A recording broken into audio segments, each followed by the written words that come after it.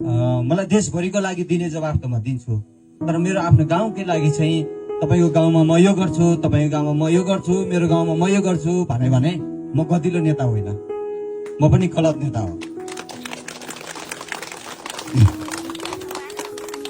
त्यसैले मलाई तपाईँले प्रश्न यो गरिदिनुहोस्, तैँले देशको लागि कति काम गरिस्, तैँले युवाको लागि कति काम गरिस्, गरिबहरूको लागि कति काम गरिस्, अन्याय पर्या मान्छेको लागि कति काम गरिस् भनेर सोधिदिनु भयो न्यायपूर्ण हुन्छ।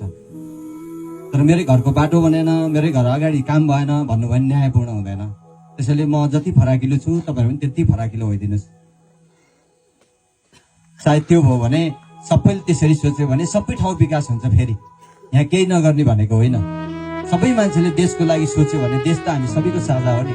त्यस कारणले जहाँ नेता छ त्यहाँ पैसा जाने, जहाँ नेता छ त्यहाँ योजना जाने, जहाँ नेता छ त्यहाँ नै साधन स्रोत जाने, जो नेता छ उसकै वरिपरिको मान्छेले जागिर पाउने, जो नेता छ उसकै मान्छेले सुविधा पाउने भयो भने अरू नेता र ममा के फरक पर्यो र म फेरि राजनीतिमा आउनुको अर्थ के रह्यो?